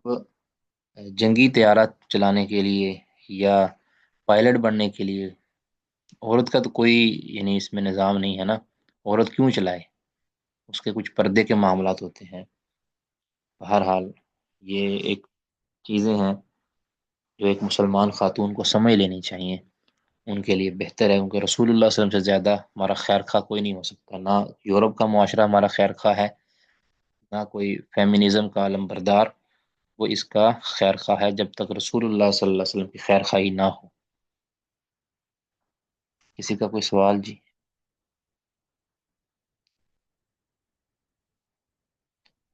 جی سوال کیجئے گا۔ السلام علیکم وعلیکم ورحمۃ اللہ السلام۔ وبرکاتہ۔ شیخ مسلم، جیسے کہ اس حدیث میں کچھ لوگ یہ بھی بیان کرتے ہیں نا کہ شوہر کی ناشکری اور اس کو احسان جتلاتی ہیں کچھ عورتیں، وہ بھی شمار ہوتی ہیں اس نہیں، احسان نہیں جتلاتی وہ، یہ لو احسنتا سے مراد ہے کہ اب صلی اللہ علیہ وسلم نے مثال بیان کر فرمائی ہے کہ اگر آپ اے شوہر، اگر تم اپنی بیوی کے ساتھ ایک وقت تک احسان والا معاملہ کرو، یعنی اس کی ضرورتوں کو پورا کرتے رہو، پھر کبھی آپ ضرورت پوری کرنے میں ناکامیاب ہو جاؤ کبھی کبھار، تو پھر وہ آپ کی سابقہ ساری کی ساری محنتوں پہ پانی پھیر دیں گی، اور وہ کہیں گی کہ ہم نے تو اس سے کبھی کوئی خیر دیکھی نہیں۔ میں۔ جی جی ایسا ہی۔ ہاں جی، تو وہ یہ مراد ہے۔ جو خواتین اپنے شوہروں کی قدر کرتی ہیں، اللہ اکبر، ان کی کیا شان ہے، اور اسلام کو صحیح معنوں میں فالو کرتی ہیں،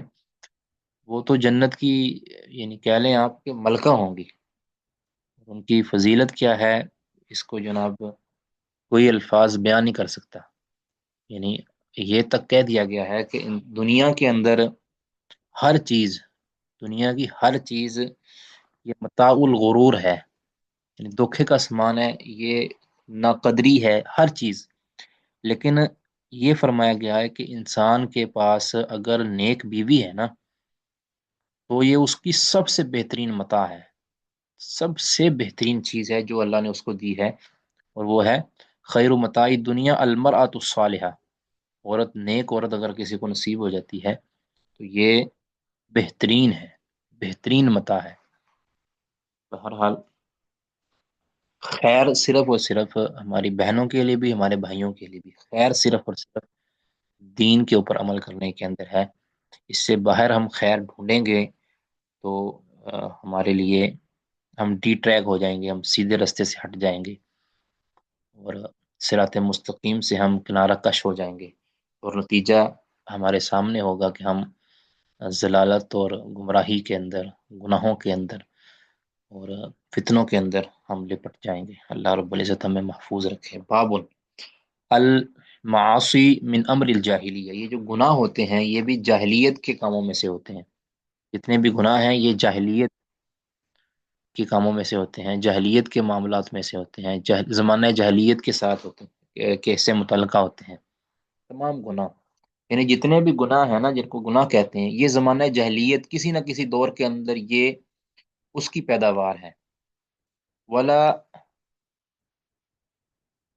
یکفر صاحبها، اور نہیں تکفیر کی جائے گی ایسے شخص کی، یعنی صاحبها ان گناہ کرنے والوں کی، صاحبها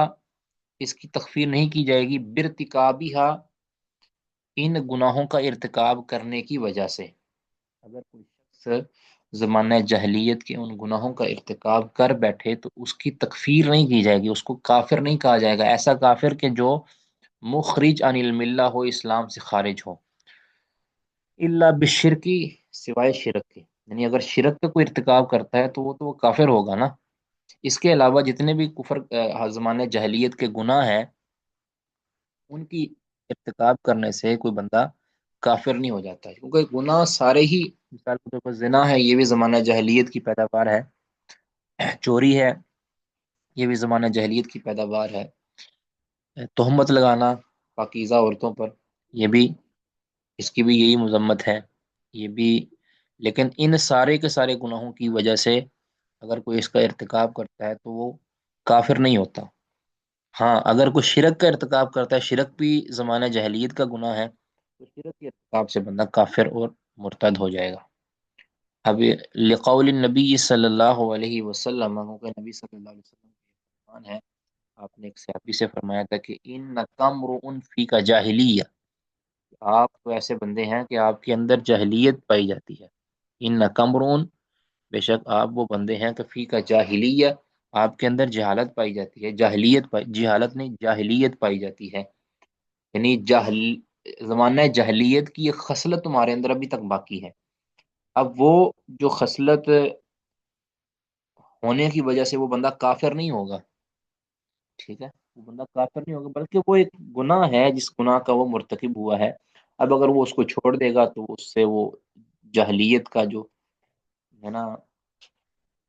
وہ ایک گناہ وہ چلا جائے گا، ختم ہو جائے گا، اور وہ پکا سچا مسلمان ہوگا۔ مسلمان تو اس ٹائم بھی ہوگا، لیکن وہ اس کے اندر وہ گناہ جو ہے، وہ گناہ اس کا دھل جائے۔ تو شیخ الاسلام محمد بن عبد الوہاب رحمہ اللہ کی ایک چھوٹا سا رسالہ ہے، مسائل الجاہلیہ، مسائل الجاہلیہ، یہ بڑا مفید ہے، یہ پڑھنے لائق ہے۔ محمد بن عبد الوہاب رحمہ اللہ کا رسالہ ہے مسائل الجاہلیہ، یعنی جاہلیت کے مسائل۔ مطلب کیا ہے کہ جاہلیت کے اندر کون کون سے گناہ پائے جاتے تھے، انہوں نے اس کو بالتفصیل بیان کیا ہے۔ یہ کوئی تقریباً انہوں نے، آپ کہہ سکتے ہیں اللہ اگر مجھے نہ بلائے تو یہ کوئی 125 سے زیادہ انہوں نے وہ جاہلیت کے گناہ ذکر کیے ہیں۔ اب ان تمام کے تمام گناہوں کی وجہ سے انسان کافر نہیں ہوتا، ان میں سے چند گناہ ایسے ہیں جن کی وجہ سے انسان کافر ہوتا ہے، باقی جو جاہلیت کے امور تھے ان سے انسان کافر نہیں ہوتا، بلکہ اس کے ایمان میں کمی آ جاتی ہے۔ اچھا، لقول نبی صلی اللہ علیہ وسلم ان نقم فی کا جاہلیہ، نبی صلی اللہ علیہ وسلم نے ایک صحابی سے فرمایا تھا کہ آپ کے اندر اب جاہلیت ہے۔ قول اللہ تعالی، اور اس طرح اللہ تعالیٰ کا فرمان ہے، ان اللہ لا یغفر ان یشرک بہ، کہ اللہ تعالیٰ معاف نہیں کرے گا، ان یشرک بہ، کہ اس کے ساتھ شرک کیا جائے، یعنی اللہ تعالیٰ اپنے ساتھ شرک کو معاف نہیں کرے گا، ویغفر ما دون ذلک، اور جو اس کے علاوہ گناہ ہے اس کو اللہ معاف کر دے گا، لمن یشاء، جس کے لیے چاہے۔ شرک کی معافی نہیں ہے، جو اس سے کم گناہ ہے اللہ تعالیٰ اس کو معاف کر دے گا، وہ بھی کس کے لیے چاہے گا، جس کے لیے چاہے گا اس کو معاف کرے گا، ہر ایک کو اللہ تعالیٰ معاف بھی نہیں کرے گا۔ تو یہ وجہ ہے کہ شرک کی معافی نہیں ہے اگر وہ بغیر توبہ کے مر گیا، ٹھیک ہے۔ یہ جو ہے نا لا یغفر ان یشرک بہ سے مراد یہ ہے کہ دنیا میں تو معافی ہے اگر دنیا میں بندے نے توبہ کر لی ہے، یہ آخرت کی بات ہو رہی ہے کہ اگر حالت شرک میں مر گیا، آخری عمل اس کا شرک ہوا، تو اس کی توبہ نہیں اس نے کی تھی، تو قیامت کے دن پھر اس کی معافی نہیں ہے۔ جبکہ دوسرے جو گناہ ہیں اگر اس نے توبہ کے بغیر مر گیا ہے تو قیامت کے دن معافی کی گنجائش موجود ہے، اللہ کس کو چاہے۔ حدثنا سليمان بن حرب قال حدثنا شعبة عن واصل الأحدبي، واصل الأحدبي عن المعرور بن سويد قال لقيت أبا ذر بالربزة، لقيت أبا ذر بالربزة۔ کوئی حدیث پڑھنا چاہیں گے؟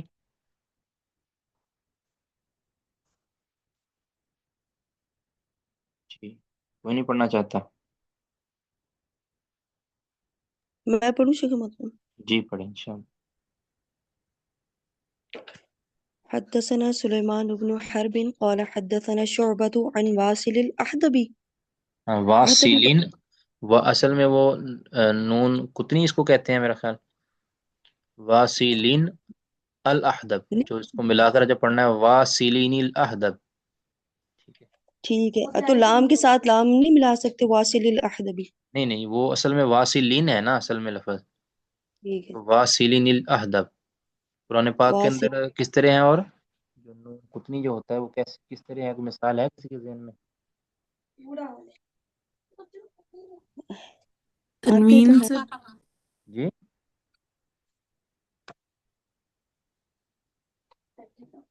جی، کسی کے پاس کوئی مثال ہے جی؟ ابھی ذہن میں نہیں آ رہی، ہے تو ہیں بشش، ابھی نون کو جب تک ذہن میں نہیں آئے گی آگے چلنا نہیں ہے۔ اما پارے میں ہے شاید ایک آدمی سمجھانا۔ آگے پڑھوں میں؟ ایک منٹ جی، نون کتنی کی مثال، اچھا جی یہ ہے جی، نون کتنی کی مثالیں آ گئی ہیں جی۔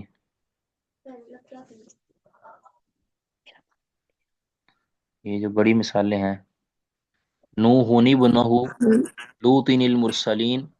خبیثۃ اجتثت، قدیر یعنی کہ الذی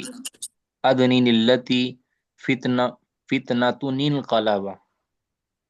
تو اس طرح یہ نون کتنی ہے.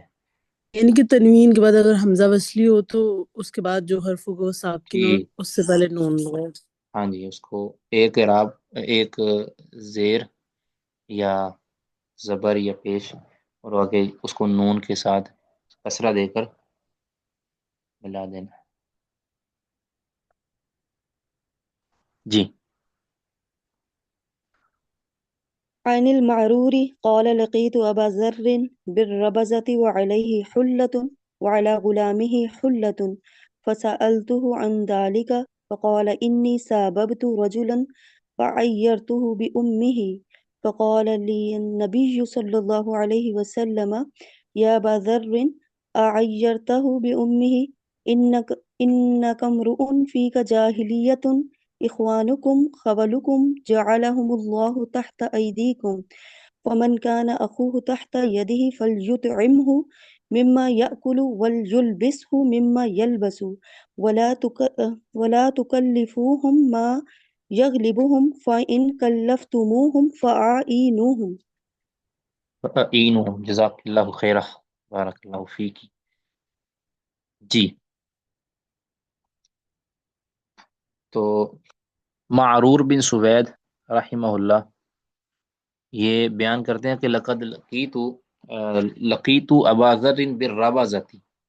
کہ میری ملاقات ابو ذر رضی اللہ تعالیٰ عنہ سے ہوئی ربضہ میں. ربضہ ایک مقام کا نام ہے. وعلیہ حلۃ،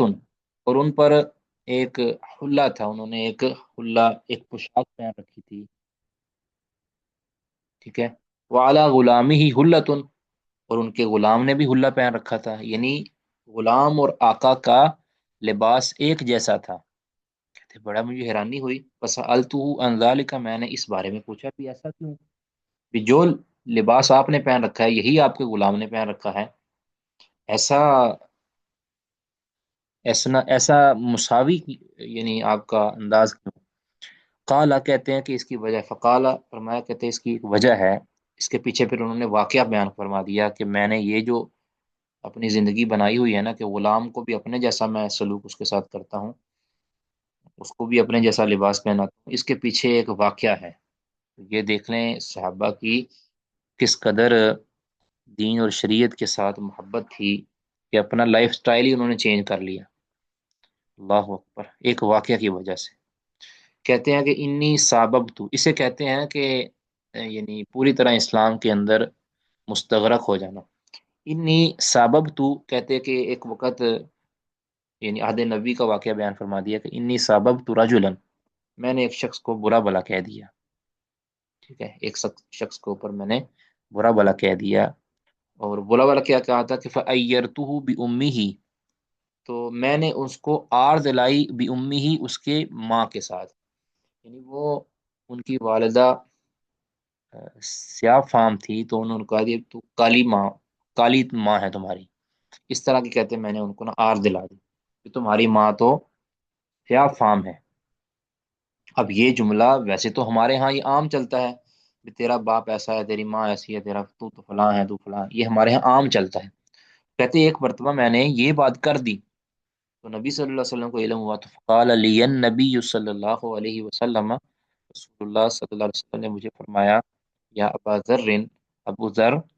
ایرتہ بامہ، کیا تم نے اسے اس کی ماں کی آر دلائی تھی، اس کے ماں کے ساتھ تم نے اس کو آر دلائی تھی.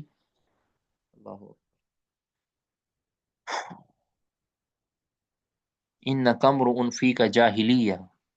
آپ نے ابو ذر رضی اللہ عنہ فرمایا کہ آپ کے اندر جاہلیت موجود ہے. یہ ماں کی آر دلانا یہ اسلام کا تو مزاج ہی نہیں ہے، یا کسی کا بھی کسی کو کسی رشتے کی آر دلانا یہ تو اسلام کا مزاج ہی نہیں ہے، تو زمانہ جاہلیت کی خصلت ہے. آپ نے پھر آگے نصیحت فرمائی، اخوانوں کو، اب یہ جس کو آر دلائی تھی نا، وہ کوئی ایسا شخص نہیں تھا کہ جو بہت بڑا ہو، بلکہ وہ اس کا اپنا ہی غلام تھا. سیدنا ابو ذر کا اپنا غلام تھا جس کو انہوں نے، بندہ کہہ ہی دیتا ہے نا ہمارے ہاں جتنے ملازمین کام کرتے ہیں حالانکہ وہ ہمارے غلام نہیں ہوتے، لیکن اس کو کہہ دیتے ہیں تیری ماں کی اور تیری ماں کی، تیری بہن کی اور تیری فلاں کی، گالی بھی دیتے ہیں اور اس کو یہ بھی کہہ دیتے ہیں، ٹھیک ہے، اس کے باپ کو برا بلا کہہ دیتے ہیں، اس کے باپ کی اس کو شرم دلاتے ہیں۔ کہ اگر کسی بھائی نے، کسی کی ماں نے، کسی کی بہن نے، کسی کے باپ نے اگر کوئی غلط کام کیا ہے تو اس کی آر اس کے بیٹے کو یا اس کی بہن کو، اس کے بھائی کو یا اس کے کسی بھی رشتہ دار کو کیوں دی جائے؟ تو ایسا انہوں نے کیا تھا اپنے غلام کے ساتھ، لیکن اللہ کے رسول صلی اللہ علیہ وسلم نے یہ غلاموں کو یہ حقوق بیان فرما دیے، فرمایا کہ ان نقمرون فی کا جاہلیہ، تمہارے اندر یہ جاہلیت کی خصلت موجود ہے، یاد رکھو کہ اخوانکم خوالکم، یہ جو تمہارے بھائی ہیں یہ تمہارے غلام ہیں، اخوانکم تمہارے بھائی، خوالکم تمہارے غلام ہیں، یعنی اللہ نے تمہارے بھائیوں کو تمہارا غلام بنا دیا ہے، جعلہم اللہ تحت ایدیکم، اللہ تعالیٰ نے انہیں تمہارے ہاتھ کے نیچے رکھا ہے، یعنی تمہارے ماتحت کر دیا ہے، تو اس کا یہ قطعا مطلب نہیں ہے کہ تم ان کے ساتھ جو چاہو سلوک کرو۔ یہ دیکھ لیں کس قدر سنگینی ہے، یعنی وہ کہ جو زر خرید غلام ہے، ان کو نبی صلی اللہ علیہ وسلم فرما رہے ہیں کہ یہ تمہارے بھائی ہیں۔ ومن کان اخوہ تحت یدیہ، پر جس کا بھائی اس کے ہاتھ کے نیچے ہو، یعنی جس کا بھائی سے مراد یہاں اسلامی بھائی ہے، جس کا اسلامی بھائی اس کے ہاتھ کے نیچے ہو، مطلب اس کے ماتحت ہو، تو اس کا حق کیا بنتا ہے؟ فَلْيُطْعِمْهُ مِمَّا يَأْكُلُ، اسے چاہیے کہ وہ اسے بھی کھلائے، مما یاکلو جس سے وہ خود کھاتا ہے، یعنی جس طرح کے کھانا وہ خود کھاتا ہے اسے بھی وہی کھانا کھلائے، ٹھیک ہے۔ وَلْيُلْبِسْهُ مِمَّا يَلْبَسُ، اور چاہیے کہ اسے بھی اسی طرح کا لباس پہنائے کہ جس طرح خود پہنتا ہے۔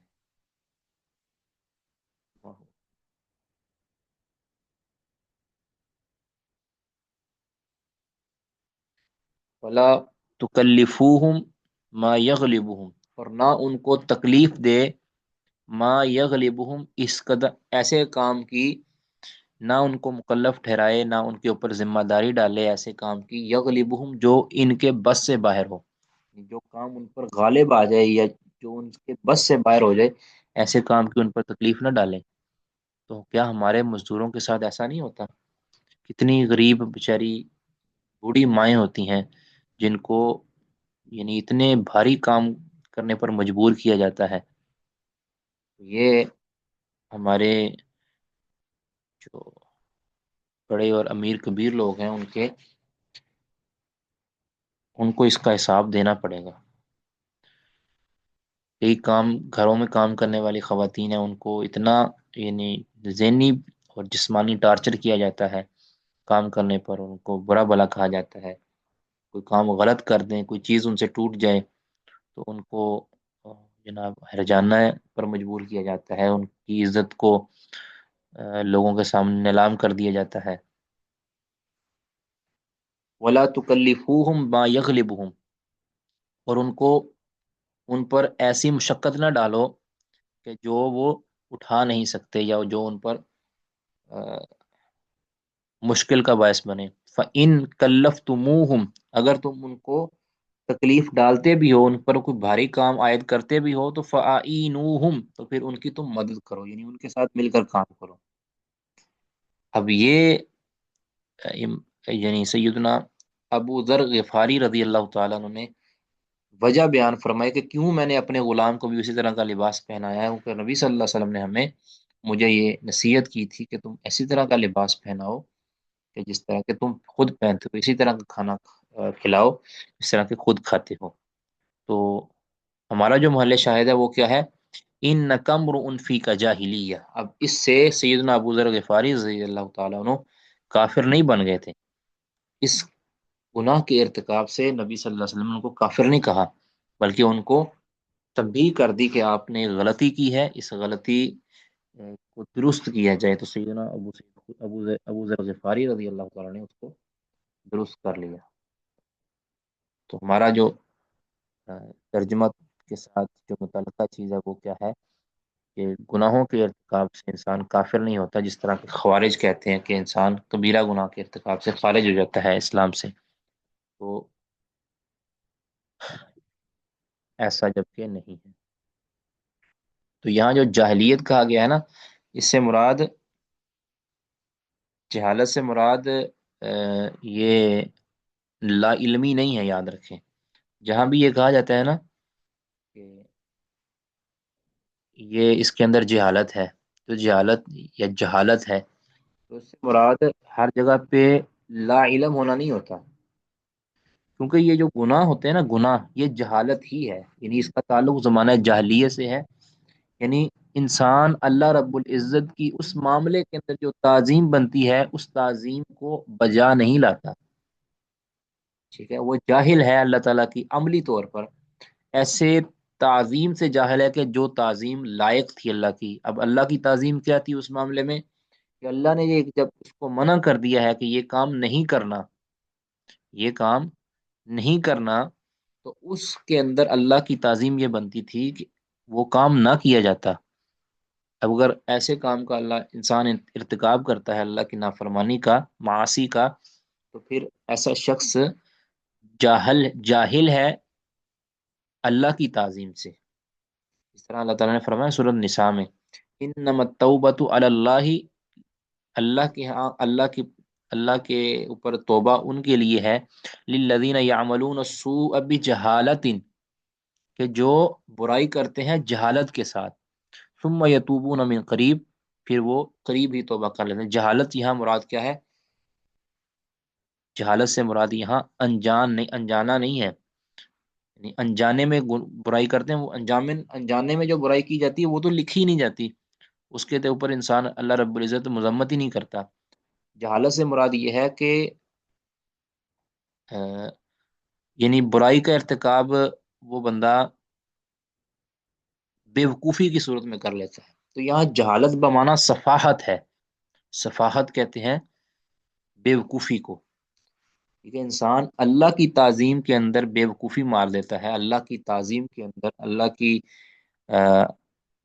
یعنی اللہ کی احکام کی تعمیل کے اندر بے وقوفی کرتا ہے، تو اس کو جہالت سے تعبیر کیا ہے۔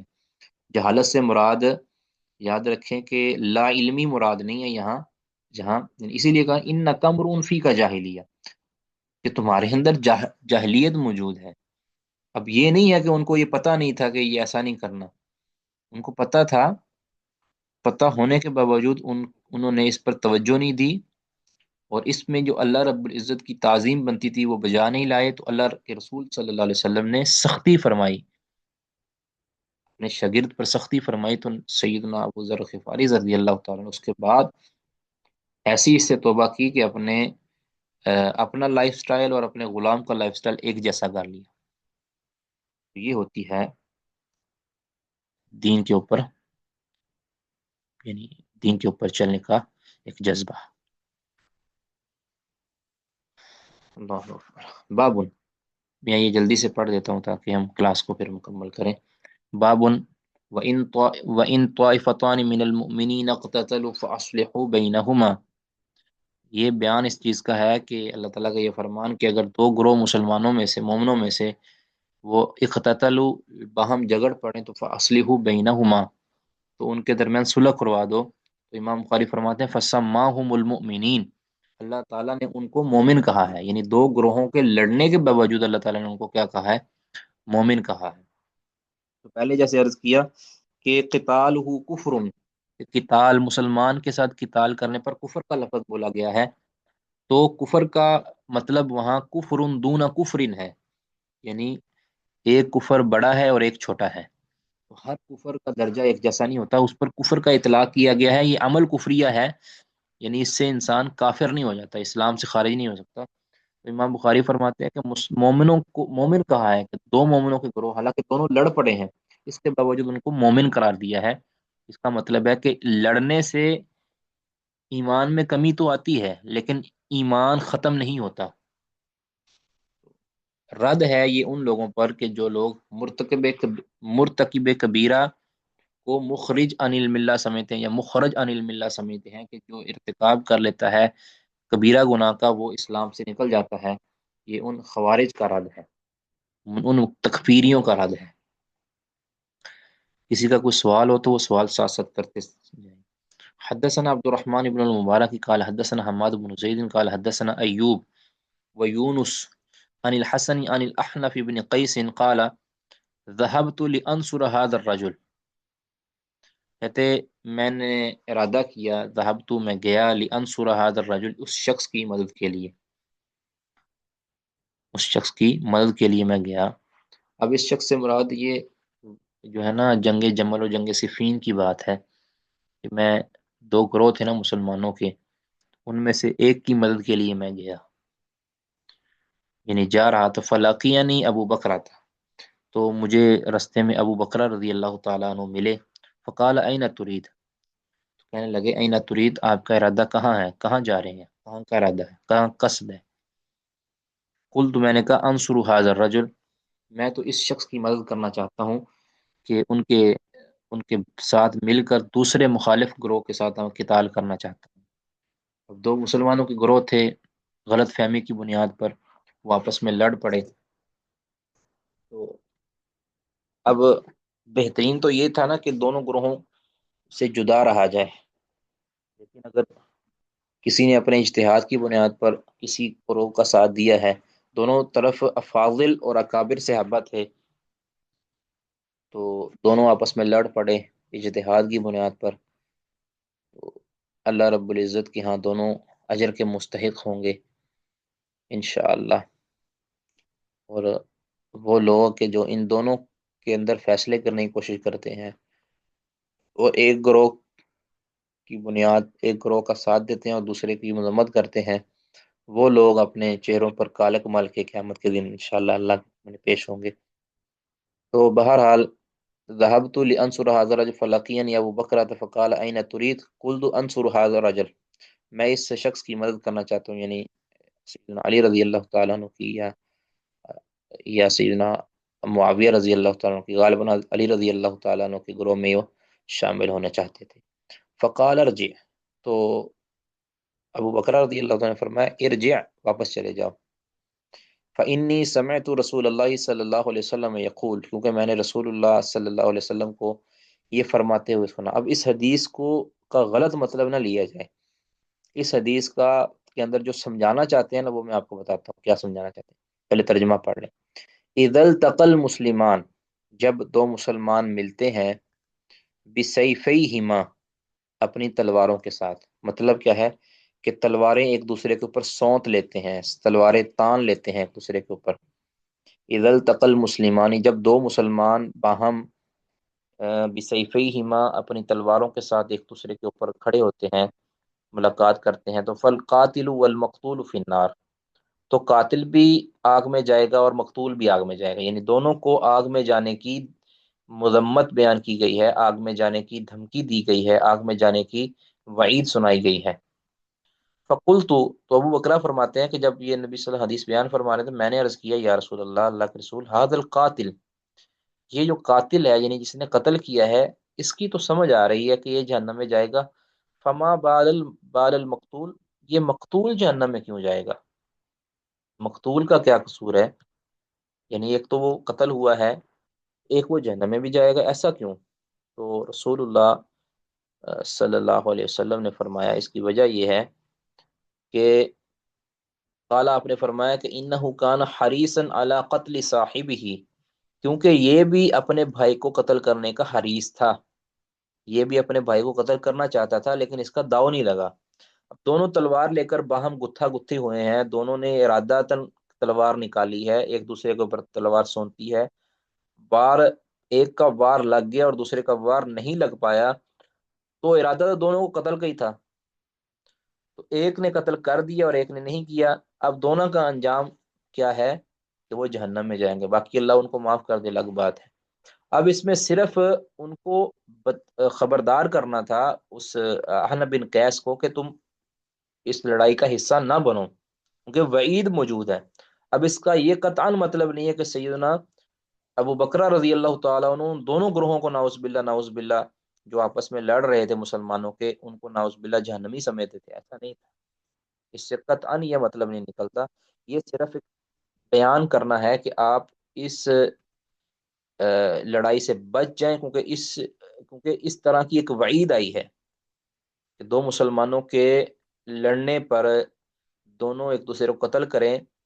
قتل کرنے کا ارادہ رکھیں، تو پھر دونوں جہنمی ہو سکتے ہیں۔ ٹھیک ہے، مسلمان، یہ ایک عام قاعدہ ہے، صحابہ کا قاعدہ، اس سے ہٹ کر ہے، یاد رکھیں،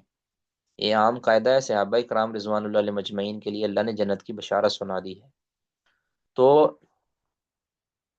اب یہاں کچھ چیزیں سمجھے جی ذرا۔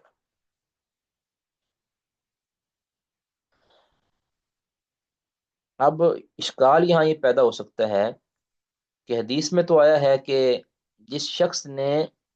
آپ نے حدیث پڑھی ہے کئی بار، کہ جس شخص نے نیکی کا ارادہ کیا، اللہ تعالیٰ اس کو ارادہ کرنے پر ایک نیکی عطا فرما دیتا ہے۔ جس نے نیکی کا ارادہ کیا پھر نیکی کو انجام بھی دیا تو اللہ تعالیٰ اس کو 10 گنا سے لے کر 700 گنا تک نیکی عطا فرماتا ہے۔ جس نے گناہ کا ارادہ کیا لیکن اس کے اوپر عمل نہیں کیا تو اللہ تعالیٰ اس کو ایک نیکی عطا فرماتا ہے، اور جس نے گناہ کا ارادہ کیا پھر اس گناہ کو انجام دیا تو اس کو پھر اللہ تعالیٰ ایک گناہ عطا فرماتا ہے۔ جبکہ یہاں پہ تو ظاہراً یہ نظر آ رہا ہے کہ ایک شخص نے قتل کیا بھی نہیں ہے، پھر اس کو وہ گناہ کیوں ملے گا، اس کو اس کی سزا کیوں ملے گی؟ یہ ایک سوال ہو سکتا ہے نا جی۔ تو یاد رکھیں کہ یہ ایک جو قاعدہ ہے نا کہ گناہ کا ارادہ کرنا، گناہ کو پھر ترک کر دینا، اس شخص کو گناہ کو ترک کرنے پر جو اجر مل رہا ہے نا، وہ یہاں یہ نہیں ہے۔ اگر ایک شخص، دو بندے تلوار لے کر نکلتے، دونوں کا سامنا آپس میں ہوتا، پھر ایک شخص اگر پیچھے ہٹ جاتا نا، یا دونوں پیچھے ہٹ جاتے، تو ان کو اس پر اجر ملنا تھا۔ دونوں نے پختہ عزم کیا، عزم کو پھر عملی جامہ پہنایا، اب اس میں سے ایک کا داؤ نہیں لگا تو پھر اس پر ان کو گناہ تو ملے گا۔ یاد رکھیں یہ قاعدہ ہے کہ اگر کسی شخص نے کسی کام کا ارادہ کیا اور پختہ ارادہ کیا، چاہے گناہ کا ہو یا نیکی کا ہو، پختہ ارادہ کیا اور اس کے لیے وہ عملی طور پر اس نے، یعنی اس کی سارے انتظامات بھی کیے، کوشش بھی شروع کر دی، لیکن وہ کوشش کے باوجود وہ کام نہ کر سکا، تو اس صورت کے اندر اس کو گناہ ملے گا۔ ٹھیک ہے، ایک شخص نے چوری کرنے کا پورا پلان بنایا، ٹھیک ہے، رستے پر نکلا، چور کے گھر میں گھسا، اب اگر وہ گھس کر اپنی مرضی سے باہر آ جائے نا، اللہ سے ڈر جائے، تو اس کو نیکی ملے گی۔ لیکن اگر ایک شخص پورا ارادہ لے کر چوری کے لیے نکلا اور گھر میں گھسنے کے بعد وہ چوری نہیں کر سکا، آگے سے گھر والے جاگ اٹھے یا پکڑا گیا یا کوئی وجہ بنی، چوری نہیں کر سکا، اس کو گناہ ملے گا۔ یاد رکھیں، یہ جو ہے نا کہ گناہ کا ارادہ کرنے پر گناہ نہیں ملتا بلکہ نیکی ملتی ہے، یہ اس صورت کے اندر ہے اگر گناہ کا ارادہ کر کے بندہ گناہ چھوڑ دے، ٹھیک ہے، یا صرف گناہ کا ارادہ صرف پیدا ہوا ہے، اس کے لیے آگے اس انسان نے کوشش نہیں کی۔ ٹھیک ہے، اگر انسان نے گناہ کا ارادہ پیدا ہوا ہے اور گناہ کے لیے اس نے کوشش کی، بعد میں پھر اس کو اس پر ندامت ہوئی کہ وہ پیچھے ہٹ گیا، گناہ سے پیچھے ہٹ گیا، تو ایسا شخص بھی لائق تحسین ہے اور اس کو اجر ملے گا۔ لیکن ایک شخص گناہ کا ارادہ بھی کیا، ارادہ کرنے کے بعد اس گناہ کے اسباب بھی اختیار کیے، لیکن وہ گناہ اس سے ہو نہیں پایا، اس کا پورا زور تھا گناہ کروں گا، لیکن اس سے ارادے کے باوجود، اسباب اختیار کرنے کے باوجود اس سے گناہ نہیں ہو پایا، تو ایسا شخص گناہ کا حقدار ہے، اس کو اس پختہ عزم پر اللہ رب العزت گناہ دے گا۔ کتنا دے گا یہ اللہ رب العزت کو علم ہے۔ ٹھیک ہے، تو یہ مت سمجھا جائے کہ جو ہر ارادہ گناہ کا کرنے پر اور گناہ نہ کرنے پر انسان بچ جاتا ہے مذمت سے، ایسا نہیں ہے۔ تو جس طرح ان دو مسلمانوں نے، دونوں نے ایک دوسرے کو قتل کرنے کی ٹھانی تھی، ایک کا داؤ لگا دوسرے کا داؤ نہیں لگ پایا، تو دونوں جہنم میں ہوں گے۔ کیوں؟ آپ نے فرمایا انہ کان حریصا علی قتل صاحبہ، ان میں سے ایک دوسرے کے قتل پر حریص تھا۔ ٹھیک ہے، تو امام بخاری رحمہ اللہ کا محل شاہد یہ ہے کہ اذل تقل مسلمان، کہ ان کو مسلمان بھی کہا ہے، دونوں کو مسلمان کہا ہے۔ آگے اس مسلمانوں کی مذمت آگے بیان کیا کر دی کہ وہ دونوں جہنم میں جائیں گے۔ تو یہ جہنم میں جانا ان کے کافر ہونے کی وجہ سے نہیں تھا، بلکہ اس گناہ کی وجہ سے۔ قرآن پاک کے اندر قتل کی سزا فجزاہ جہنم خالدا مخلدا، کہ وہ جہنم میں ہمیشہ ہمیشہ رہیں گے۔ تو وہاں ہمیشہ ہمیشہ سے مراد یاد رکھیں کہ ہمیشہ ہمیشہ، وہاں جو خالد کا لفظ آیا ہے، خالد مخلدہ کا مطلب آیا ہے کہ اس کی سزا بہت مدت تک ہے، بہت مدت۔ اس پر اللہ رب العزت نے یہ لفظ استعمال کر دیا خالد مخلدہ، کہ ہمیشہ ہمیشہ، ہمیشہ ہمیشہ۔ یا اس کا ایک معنی یہ کیا جاتا ہے کہ جو کسی مسلمان کو بے گناہ قتل کرتا ہے اس کی سزا ہمیشہ ہمیشہ، مطلب یہ ہے کہ اس کی اصلاً سزا یہی بنتی تھی کہ ہمیشہ ہمیشہ۔ باقی اللہ رب العزت نے چونکہ ایک دوسرا قاعدہ بیان کر دیا ہے کہ میں شرک کے علاوہ ہر گناہ کو معاف کر دوں گا، اور ایک مدت کے بعد اللہ تعالیٰ ان تمام لوگوں کو باہر نکال لے گا جس کے عقیدے میں شرک نہیں ہوگا، چاہے وہ جتنے بھی گناہ گار ہوں گے، ان کو ان کی گناہوں کی سزا مل کر ان کو واپس لوٹا دیا جائے گا جنت کے اندر۔ اور اگر پھر یہ ایک اور بھی بات ہے کہ خالد مخلدہ والی جو آیت ہے نا، اس کا ایک معنی یہ بھی کیا گیا ہے کہ اس سے مراد وہ بندہ ہے کہ جو عقیدہ رکھتا تھا کہ مسلمان کو قتل کرنا، بے گناہ کو قتل کرنا جائز ہے، تو ایسا شخص چونکہ کافر اور مرتد ہو جاتا ہے، جو ایسا ذہن رکھتا ہے، تو اس لیے اس کے اوپر سزا کیا آئی ہے کہ وہ ہمیشہ ہمیشہ جہنم میں رہے گا۔ بہرحال یہ ایک مسئلہ مسلمانوں کے ہاں اختلافی رہا ہے کہ کیا قاتل کو قتل معاف ہو سکتا ہے یا نہیں ہو سکتا، کہ کیا قاتل قیامت کے دن اللہ کی جہنم سے نکل پائے گا یا نہیں نکل پائے گا۔ یہ اختلافی مسئلہ ضرور رہا ہے۔ باقی اس آیت، اہل سنہ کا عقیدہ یہ ہے متفقہ طور پر کہ کوئی بھی شخص، مشرک اور کافر کے علاوہ کوئی بھی شخص ایسا نہیں ہے کہ جہنم کے اندر جو ہمیشہ ہمیشہ رہے۔ ایک وقت کے بعد، چاہے وہ کتنی بھی مدت کے بعد آئے، ایک وقت ایسا آئے گا کہ اس سے جہنم سے اس کو نکال لیا جائے گا اور اس کو جنت میں داخل کر دیا جائے گا۔ اور اس کے اوپر بے شمار قرآنی آیات ہیں اور حدیث اس پر موجود ہیں، جس کا یعنی خلاصہ یہ ہے کہ تمام کے تمام مسلمان جس کے عقیدے میں شرک نہیں ہے، رتی برابر بھی شرک نہیں ہے، وہ شخص جہنم سے نکال لیا جائے گا، چاہے اللہ تعالیٰ اس کو اول الوہلہ نکال لے، چاہے اس کو آخر میں نکالے، لیکن نکال ضرور لیا جائے گا۔ تو باقی جتنی بھی آیات جو جن کے ظاہر سے یہ معلوم ہوتا ہے کہ ان کو ہمیشہ ہمیشہ جہنم میں رکھا جائے گا، ان کی پھر تعویل یہ کی جاتی ہے کہ یا تو وہ اس گناہ کو جائز سمجھتا تھا، یعنی مطلب جس طرح قتل ہے، قتل کو یا تو وہ جائز سمجھتا تھا جانتے بوجھتے، تو اس مرتد ہونے کی وجہ سے، اس چیز میں کفر کی وجہ سے اس کو ہمیشہ جہنم میں رکھا جائے گا، نہ کہ اس کو محض قتل کرنے کی وجہ سے۔ اور دوسرا مطلب یہ بیان کیا جاتا ہے کہ اس خالدن مخلصہ سے مراد ہے ایک لمبی مدت وہ جہنم میں رہے گا، اس کے بعد پھر اس کو نکال لیا جائے گا۔ تو یہ مختلف معنی اس کے کیے گئے ہیں، یا یہ کیا گیا ہے کہ اس کی سزا واقعتاً بنتی تو یہی تھی کہ اس نے ایک ایسا کام کیا ہے کہ اس نے ایک بندے کو قتل کر دیا، کہ جو کام اللہ رب العزت کا تھا یہ اس نے کرنے کی کوشش کی ہے، کہ کسی کی جان نکالنا اللہ کا کام ہے، اس شخص نے خود اس کی جان نکالنے کی کوشش کی ہے، تو اس نے یہ ارتکاب اس طرح کا کیا ہے کہ اس کی سزا تو یہی بنتی تھی کہ اس کو ہمیشہ ہمیشہ جہنم میں رکھا جائے، لیکن اللہ رب العزت نے چونکہ قاعدہ یہ کر دیا ہے کہ کہ ہمیشہ ہمیشہ اس کو جہنم میں نہیں رکھا جائے گا، ہر شخص کو جو کفر اور شرک کا ارتکاب نہیں کرتا اور اس پر نہیں مرتا، تو اس عمومی اور اصلی قاعدے کی بنیاد پر اس آیت کی تعویل کی جائے گی۔ تو اس کو خوب سمجھ لیا جائے۔ اہل سنہ کا یہ عقیدہ ہے کہ کوئی بھی گناہ کبیرہ جو شرک اور کفر کے علاوہ ہو وہ قابل معافی ہے، اور اس سے انسان جہنم میں ہمیشہ ہمیشہ نہیں رہے گا۔ جن گناہوں پر جہنم میں جانے کی وعید آئی ہے، وہ وعید ایک مدت تک کے لیے ہے، یا وہ وعید مذمت کے طور پر ہے کہ ایسے شخص کا جہنم میں جانے کا امکان ہے، کبھی امکان ہے ایسا گناہ وہ نہ کرے۔ ٹھیک ہے نا. کسی بھی کبیرہ گناہ دیکھیں، بہت سے کبیرہ گناہ جن پر جہنم کی وعید آئی ہے، تو اس کے ارتکاب سے اس کو جہنم میں بھیجا جا سکتا ہے. اسی طرح اس کے لیے جہنم کی آگ سلگھائی جا سکتی ہے، پھر اللہ تعالیٰ اس کو معاف بھی کر سکتا ہے. تو اہل سنہ کہتے ہیں کہ مرتکب کبیرہ جو ہے، کبیرہ گناہ کا ارتکاب کرنے والا، شرک اور کفر کے علاوہ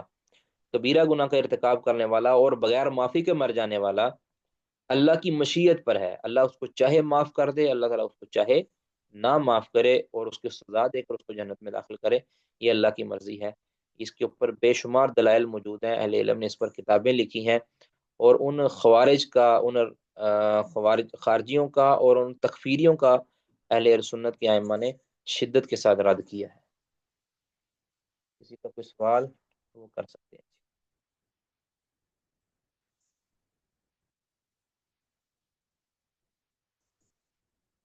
کوئی سوال نہیں؟ انشاءاللہ پھر پڑھیں گے. تو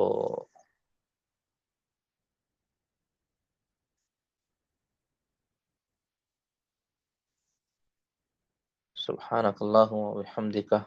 اشہد ان لا الہ الا انت، استغفرک و اتوب الیک. السلام علیکم ورحمۃ اللہ وبرکاتہ.